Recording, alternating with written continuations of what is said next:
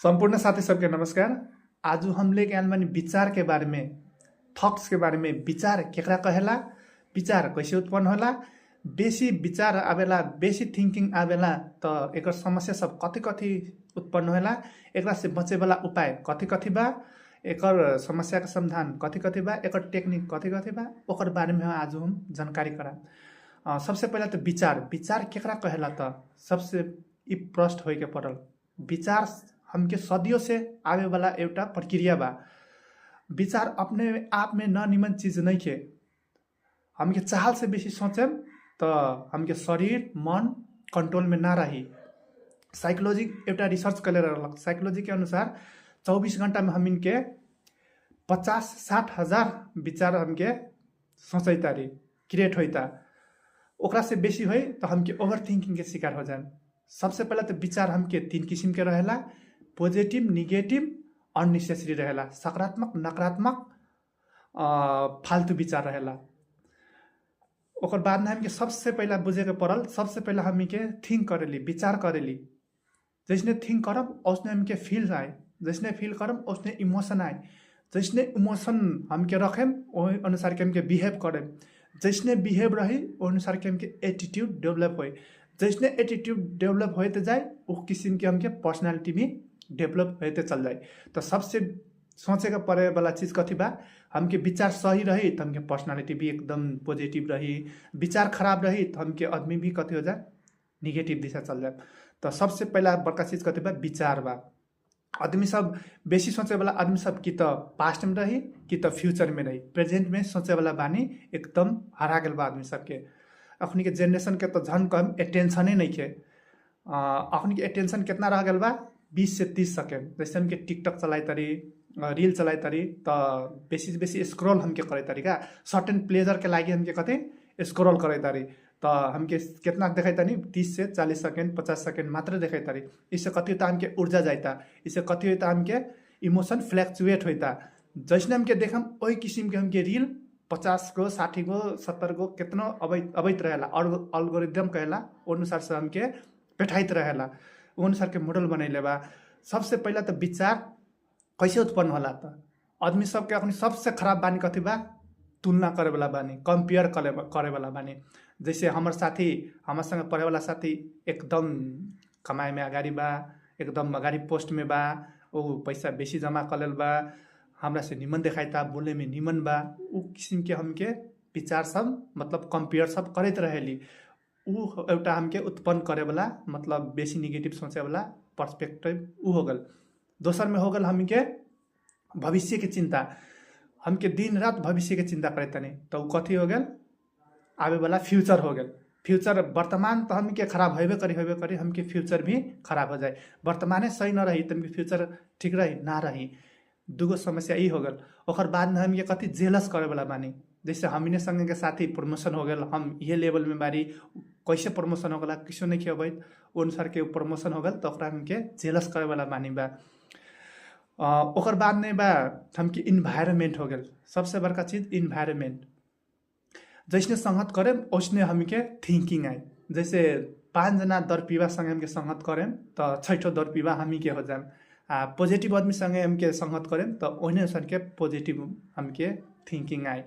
हमके ओकर बाद में हो गल मन न पड़े वाला काम सब। जैसे हमके जागिर करे तारी, हमके अपन इच्छा के तो जागिर नहीं करत, वो अनुसार से हमके भी थिंकिंग आवेला। बहुत किस्म के मन न पड़े वाला काम, बोझिलो काम हो गल, अनुसार के वातावरण हो गल, वो अनुसार के हमके साथी संगत हो गल। ये सबसे हमके कथी विचार सब एकदम अवैत रहेला, जाइत रहेला। 50,000 से 60,000 विचार अवैता तो हमके सकारात्मक माने के पड़ी। उससे बेसी विचार अवैता तो हमके समझम कि तो पास्ट में बानी कि तो फ्यूचर में बानी। तब एकरा से कति कति सृजना सब होता, कति कति समस्या सब सृजना है, ओकर बारे में भी हम जाने के कोशिश करें, हमके बुझे के कोशिश करूँ। सबसे पहला तो हमके बेसी सोचे वाला आदमी पास्ट फ्यूचर में रहेला, तो जितने सोचब उतना कथी होला, हमके ऊर्जा जाला। हमके सारी काम करे तानी तो उससे मात्र ऊर्जा नहीं जाए कि हमके सोचे तानी तब भी ऊर्जा जाता, जितने सोचब उतने ऊर्जा जाता। तो इसे कथी हो, बेसी सोचे तो हमके एनर्जी डाउन डाउन डाउन होते आए, डाउन हो तो कथी हो हम के अनुसार के मुड़ी दुखाए लागी, टेंशन हो जाए, हेडेक हो जाए, उ अनुसार के चिड़चिड़ापन आ जाए, उ अनुसार के हम के शक्तिहीन हो जाए, उ अनुसार के हम के सोचते जाए तो कथी हो जाए एंजाइटी हो जाए, डिप्रेशन हो जाए, पर्सनालिटी डिसऑर्डर सब के भी समस्या देखा पड़ी। तो सबसे पहला कथी करे के पड़ल हम के प्रेजेंट में रहे के पड़ल।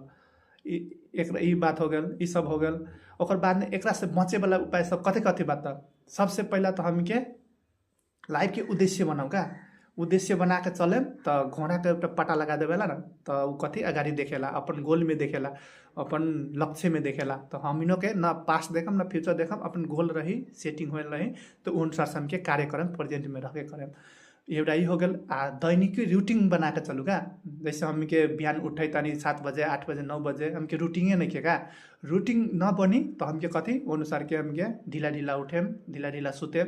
रूटीन रही तो अनुसार से हम के बिहान जाम, जैसे आदमी सब भोरे भोरे जाकर झाड़ा फिरेला, आके नहायला धोयला, नित्य कर्म करेला, एक्सरसाइज करी, योग करी, ध्यान करी, मेडिटेशन करी, उ किसिम के शारीरिक क्रियाकलाप सब करी।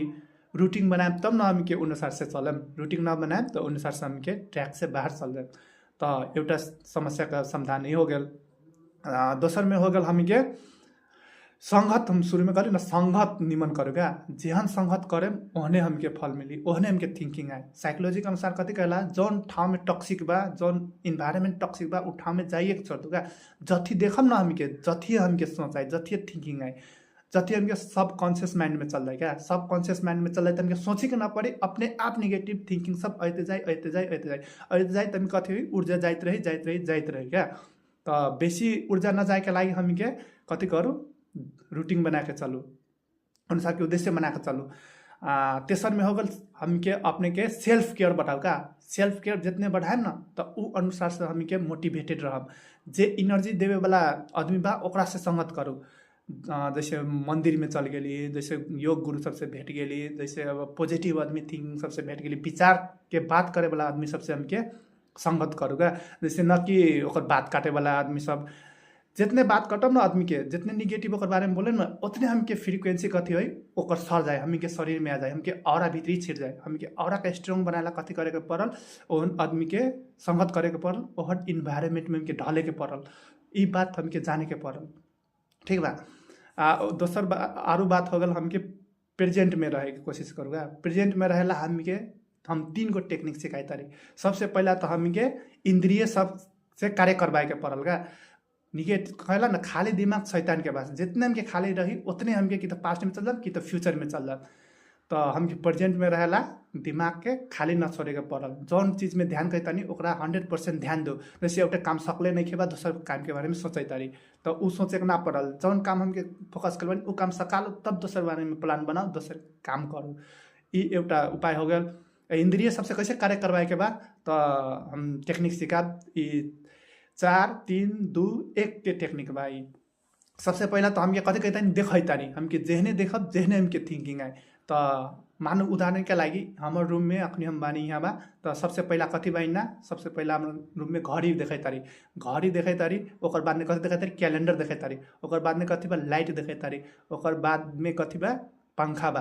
तो ई 4 किसिम के हो गल।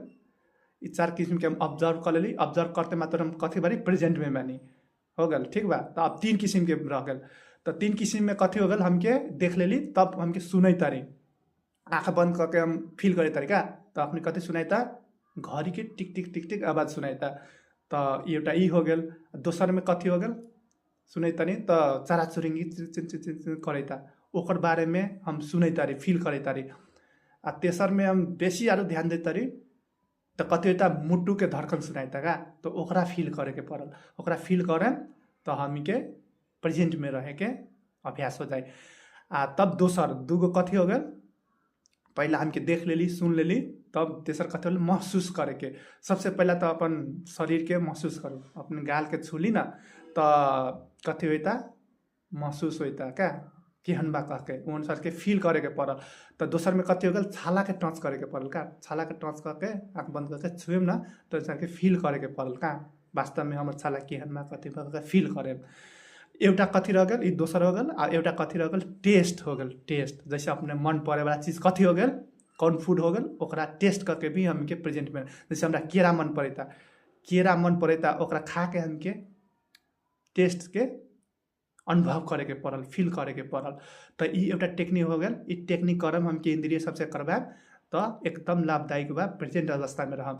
शुरू में कथी कहली, देख के 4 गो चीज सबके ऑब्जर्व करे के पड़ल, कथी कथी बा हमर रूम में, चाहे जहाँ बानी जहाँ कथी बा ओकर बारे में ऑब्जर्व करे के पड़ल।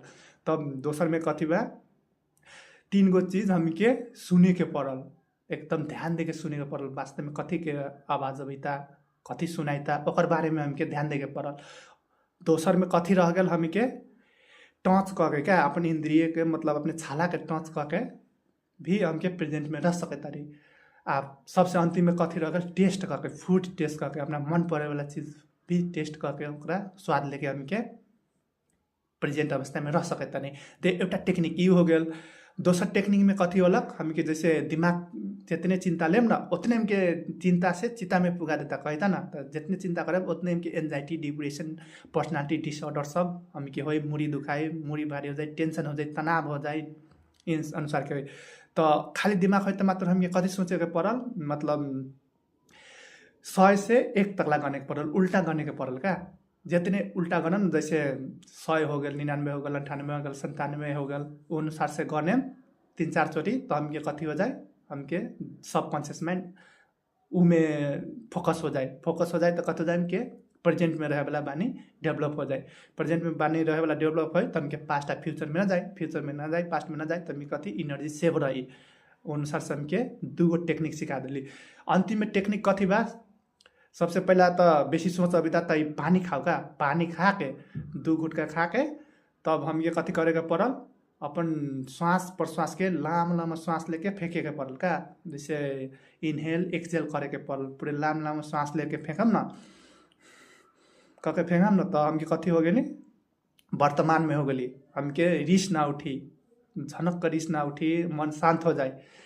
ई टेक्निक करे तो हमके एकदम फायदा पुगी। सबसे पहला कथी हो गल, हमके अपने के इंद्रिय से कार्य कराए के पड़ल, तो ओकर बाद में 100 से 1 तकला गने के पड़ल, ओकर बाद में कथी हो गल, पानी खा के डीप ब्रीथिंग करे के पड़ल। ई टेक्निक सब अपनाए तो अवश्य हमके प्रेजेंट में रहे वाला बानी डेवलप हो जाए। प्रेजेंट में रहे वाला डेवलप हो जाए तो हमके थिंकिंग भी अनुसार के हो जाए। तो हम शुरू में कथी कर रहे, पहला हमके कथी होता, थिंक अबेता, सोच अबेता, हमके विचार करेता नहीं। जैसने विचार करे तो उसने हमके फील अबेता, जैसने फील करेता नहीं उसने हमके इमोशन अबेता, जैसने इमोशन अबेता वो अनुसार के हमके कथी होता, व्यवहार उही अनुसार से होता, व्यवहार वो अनुसार से करेता नहीं तो हमके कथी होता, एटीट्यूड वो अनुसार से डेवलप होता का, वो अनुसार से डेवलप होता तो हमके पर्सनालिटी भी वो अनुसार से बनता। तो सबसे बुझे वाला चीज कथी बा, हमके विचार बा, थिंकिंग बा का। तो थिंकिंग हमके सही रख लेली तो हमके ऐसी लाइफ हमके एकदम सही दिशा में जाए, नकारात्मक दिशा में जाए, ओवर थिंकिंग ना हो, हमके पॉजिटिव में रहम, वर्तमान में रहें, सोचाई भी निमन हो जाए। तो ऐसने वीडियो आगामी दिन में भी अपने सबके मतलब चाहिए तो हमारे चैनल के लाइक आ सब्सक्राइब कर दो। एकरा लिए धन्यवाद।